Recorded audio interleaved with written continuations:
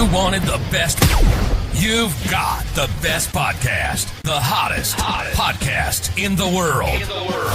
The Chris Voss Show, the preeminent podcast with guests so smart you may experience serious brain bleed. The CEOs, authors, thought leaders, visionaries, and motivators.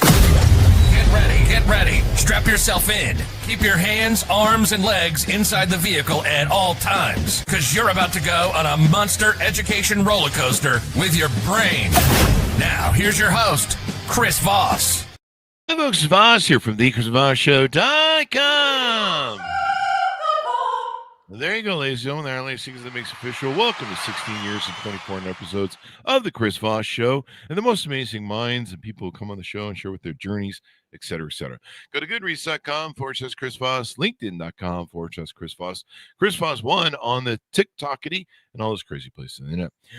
We have an amazing young lady on the show today. We're going to be talking to her about her book and some of the wares and things that she does to help people get better connected with themselves and their emotions. Her latest book, May 7th, 2019, is called Encyclopedia of Emotions, Using Your Feelings as a Navigation System Towards a Happy Life. Vera Helleman joins us on the show with us today. We're going to be talking to her about her insights, her experience in life, and she's going to give you advice on making your life better. And you're going to take it, darn it, because you want your life to be better. Vera is the discoverer of the Emotion Codex, author of the bestsellers The Encyclopedia of Emotions and Effortlessly Being Yourself, and founder of Emotion Expertise Center. She's a well-known speaker in the Netherlands and an icon in the field of emotions. Her fundamental and energetically logical approach to feelings has already transformed many lives. According to her, understanding and integrating our feelings tool is the missing piece in today's problems. She tirelessly works to restore emotions to their rightful function, our compass. Welcome to the show. How are you, Vera?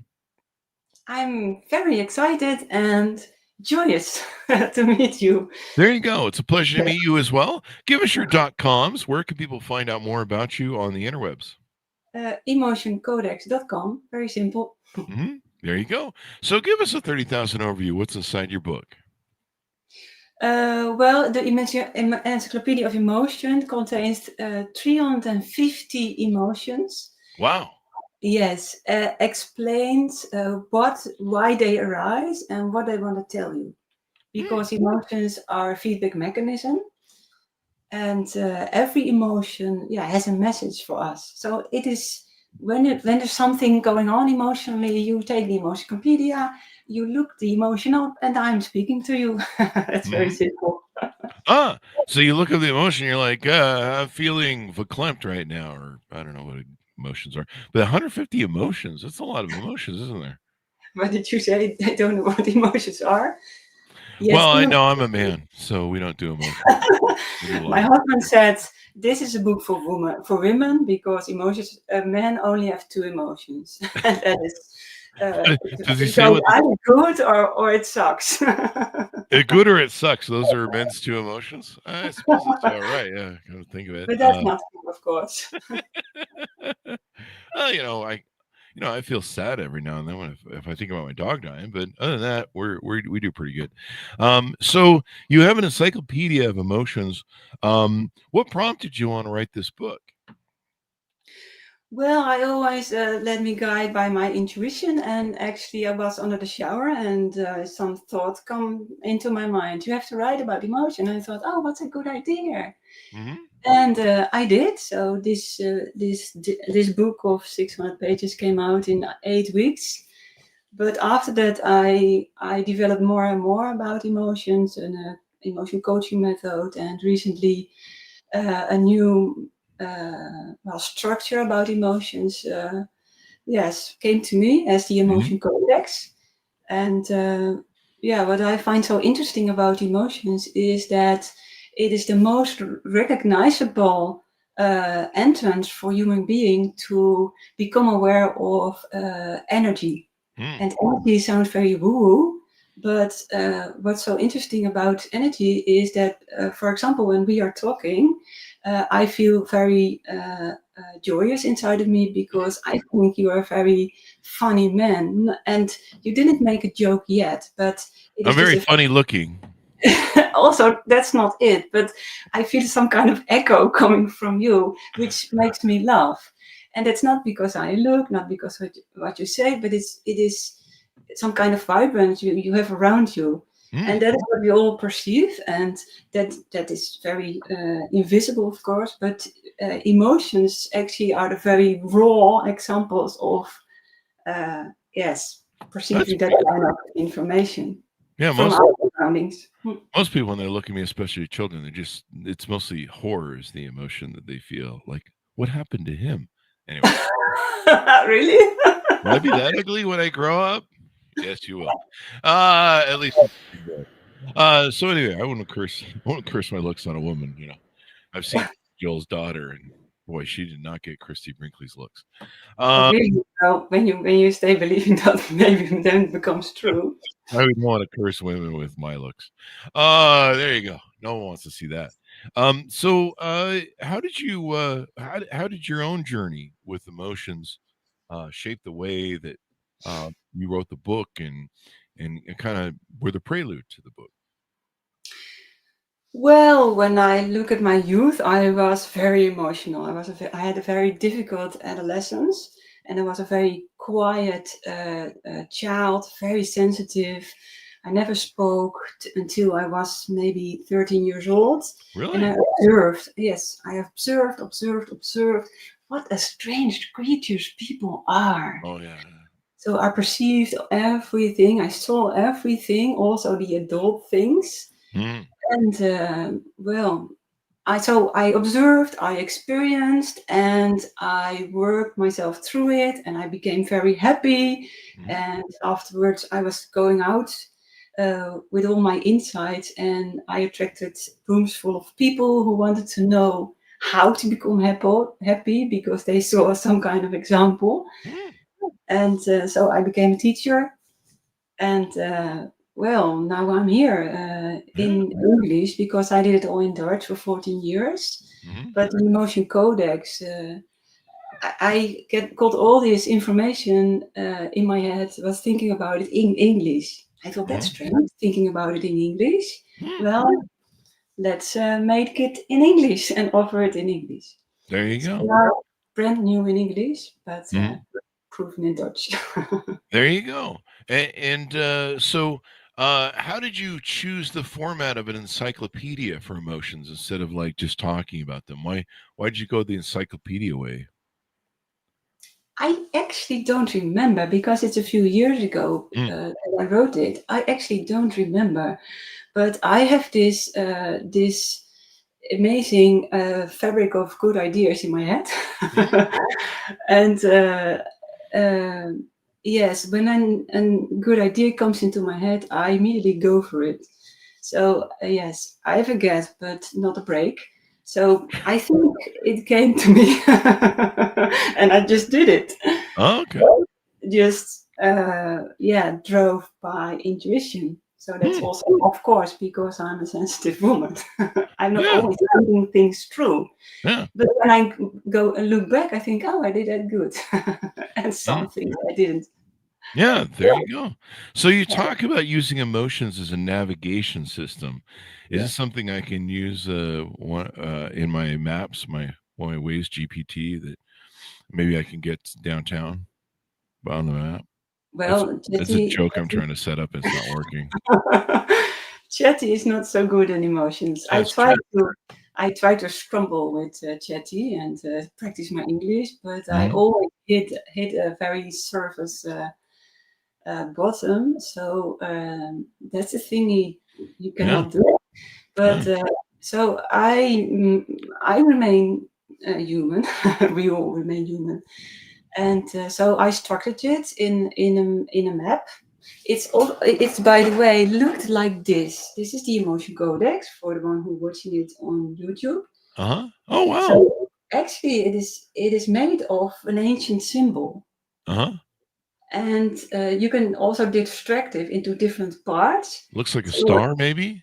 Yes, or you see a Star of David. Yeah. two-dimensionally, but it is three-dimensionally. They call it also a Merkaba. It's composed of two tetrahedrons, mathematical figures. And the 8 balls you see on each counter, those are emotional forces. Okay. So there are 8 different kinds of emotional forces, which I'll call emotion groups, and they all contain positive as well as negative emotions. So they also correlate to life themes, and they all have certain kind of pitfalls, but also they gave messages to climb the ladder of those emotion groups and feel better. So there are all kinds of traps for people fall in when this life circumstances is speaking to them, and then emotions are going to feedback. So when we, for example, we have this contracting emotion of self-loathing. That's me every day. A lot of people have that. That's emotion group shame speaking. So when we lose ourselves in self-loathing and we think we are less worthy than we truly are, our emotions say, it's not true, you have to look, you're too far away from your true self. So it's like these rubber bands that hurt. So, and this is the way how they feedback us. It's the rubber bands that hurt the moment we walk away from our center. There you go. And emotions are a big thing. Do you find that most of your clients are men or women? No, actually, 80% is women. Okay. 20% is men. Now, women come to you because they're having trouble with their emotions, because you guys are emotionally based and filter through everything through emotions.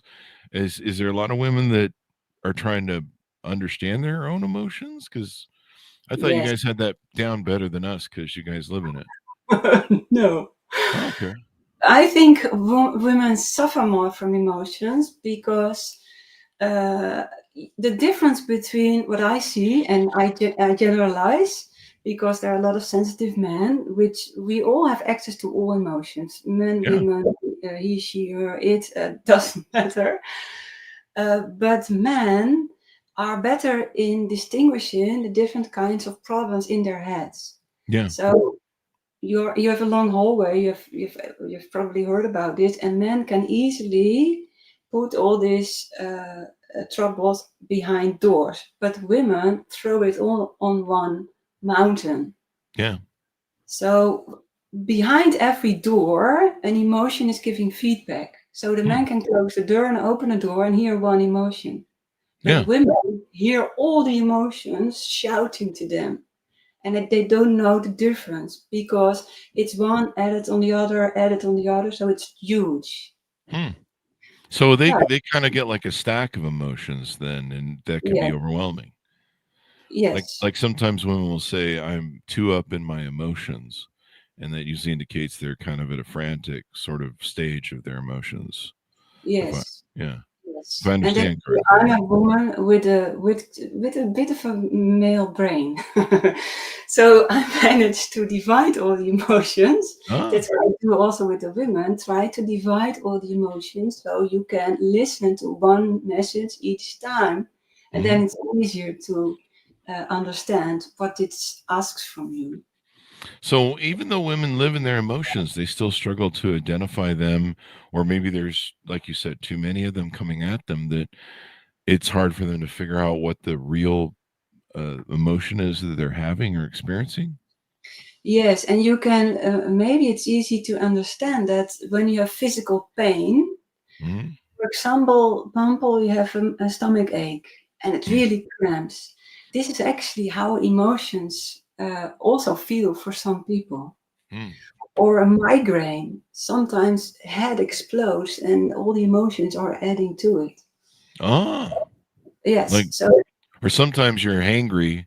That means you're hungry and you're angry, and you're just angry because you're hungry. Maybe sometimes. Angry, yes. Angry. Do you experience that emotion? No, but women tend to, you're like, anytime a woman gets upset, you always check in. You'd be like, "When's the last time you ate?" Because I don't think there's. I'm sorry. That's a big thing here in America. The Being angry, really? hangry, Yeah. yeah.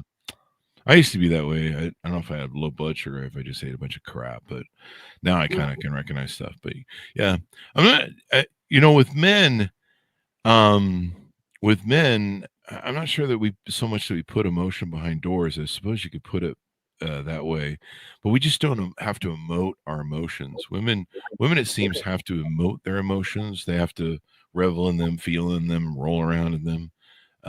It could, you can correct me if I'm wrong here, but men, we just we don't have to feel it and emote it. I mean, I can feel a little bit. I can feel sad for my dog right now.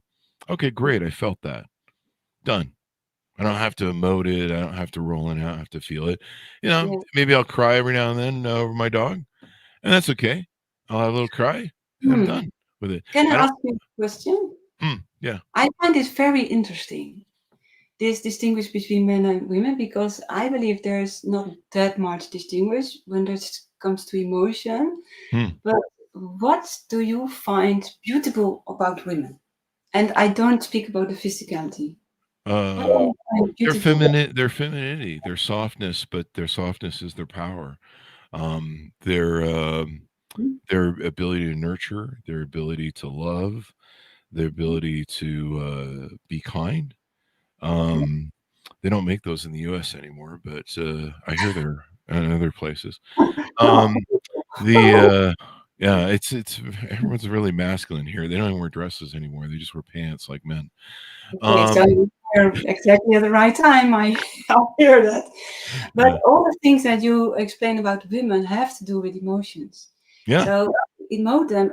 We have a negative way of coping with emotion, but there's also a really positive thing about having emotions, and that also counts for men, because when you integrate emotions, you can experience and enjoy life on a far more profound level than on the surface most people seems to live at.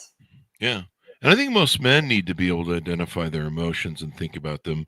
A lot of men today were emasculated as they were raised in schools and by activists, and here in America, told all sorts of stupid narratives, and so a lot of them operate in their feminine core, and so they live in their emotions, but they don't fully understand them because women are good at this sort of gymnastics. We're not, and so usually men have to find stoicism, masculinity, and learn those sort of aspects, and then they can control their emotions. But even as a man, being able to identify your emotions. Okay, why am I sad right now? Okay, well, great, my dog died, or I don't know, I dropped my phone. I feel bad now. Okay, great, whatever. Just keep going. It's we don't have time for a lot of stuff in our lives.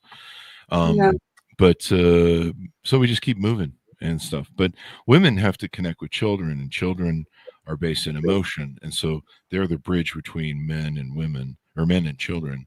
They're the bridge to help nurture and identify them. And we're actually designed to be disconnected slightly emotionally from that on purpose, because we've got to go out and do the hard things in the caveman world and go kill things and likely die and stuff, or be separated from our families in slavery.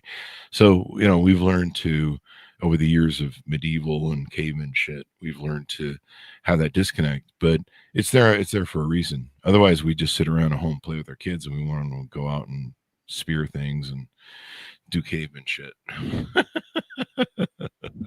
What an interesting point of view. Yes, I see a lot of when you are raised in the idea of there are so many differences between men and women, which I see, by the way. I see also a lot of men heard the message of suppressing emotions, because right now it's still true. When a child of 1 year old, when a boy falls, they say, "Oh, dry your tears, stand up because you're a boy." And when the girl falls, you say, "Oh, come here, give me a hug." So still treat boys and girls differently. So from a very young age, men here, emotions are wrong. I cannot show them. I cannot feel them. But intuition is also a component of feeling. So emotions are one part, but instincts also belong to them. Intuition belongs to them. Feeling, just feeling if someone resonates with you, also feeling in sexuality, chemistry, it's all part of feeling. And also, you said it's so beautiful that we have to connect with children, but also connecting with nature comes through our feeling ability. So when I look at the forces of creation and look at the human part of it, we have 4 parts that we need to work through this reality, and that is our mind, our body, our consciousness, and our feeling. And when you look at how people have developed these 4 components, yes, mind is over developed right now. Body we know a lot about, but it's still difficult. Consciousness, yes, is beginning to become a hype. But emotions are still so difficult that we are all left-handed. But actually, we need to address all this human equipment equally, 25%, because we are in disbalance. And that mirrors in the outer world. So when I look at people, they're totally unbalanced. Mind and body weigh very heavy, and consciousness and emotions aren't. And that is mirrored in the outer world. When I see the overconsumption of information, the greed, the about wanting the things, but the connection with nature, the connection to each other, to the ability to become silent, being in silence with ourselves. We all scroll, and 1 second of silence is scary for a lot of people, because then the box of Pandora opens and emotions come out. Wah! What do we have to do with that? Yeah. It's, you're right. More people need to identify emotions, even men. And the other, the other thing is men need to learn you don't need to emote emotions. You don't need to. You are allowed to, and it's. You're allowed to, sure, yeah. If you want to sit and cry, man, as a dude. No, but that's not what it's about. It's not about that we need to cry. It's about that we notice that a feeling comes up. For example, disgust.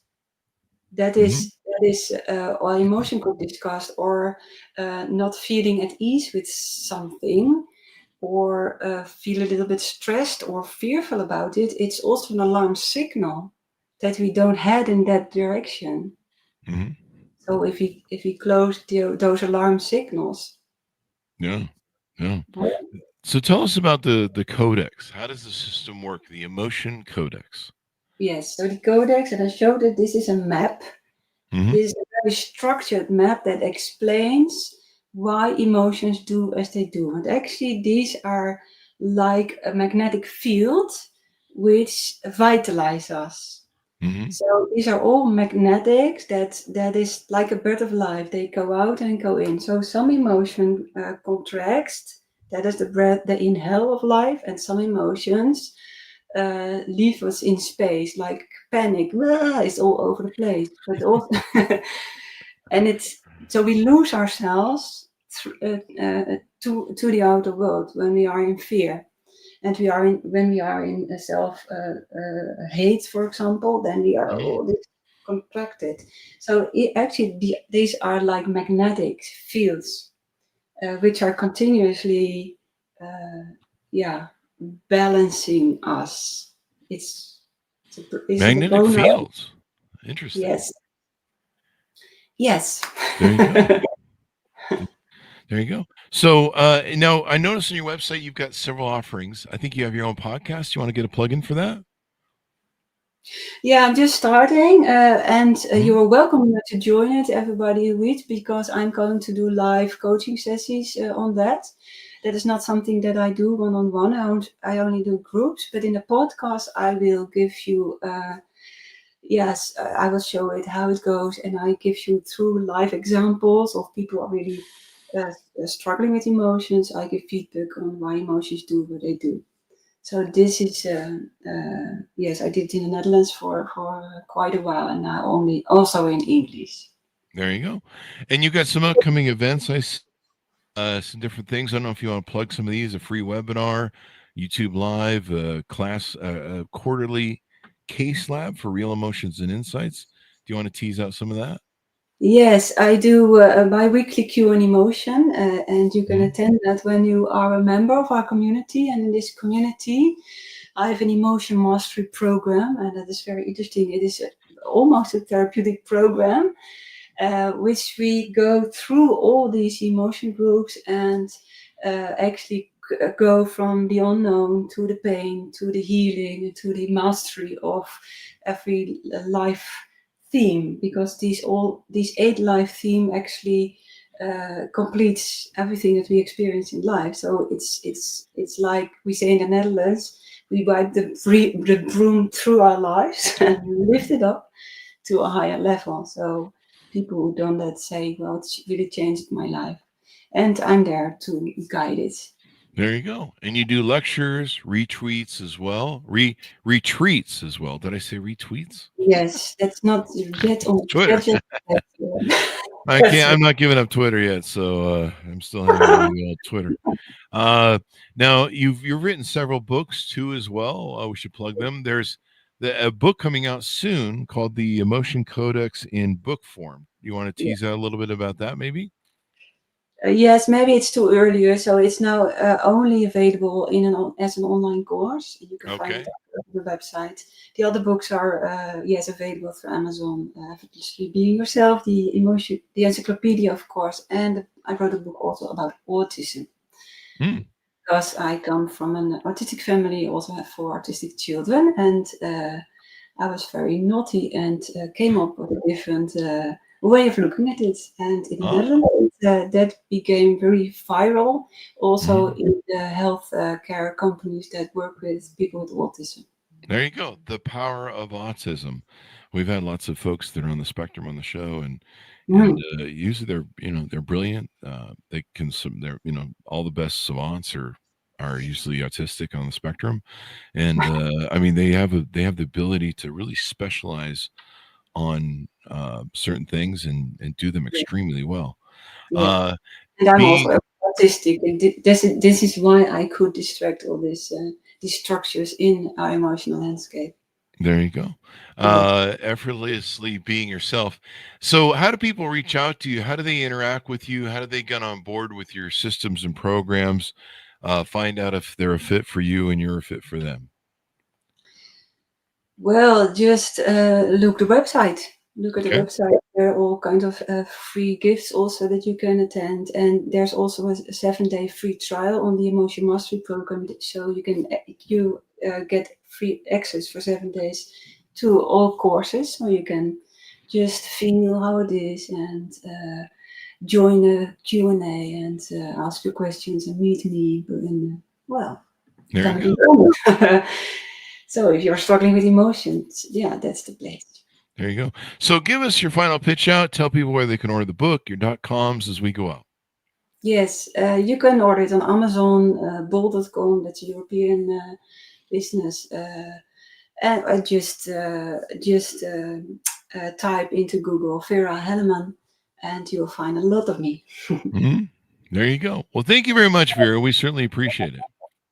Yes, thank you for having me. It was a very interesting conversation. I'm going to ponder about it for a while. There you go. And thanks to our audience for tuning in. Order up Vera's books wherever fine books are sold.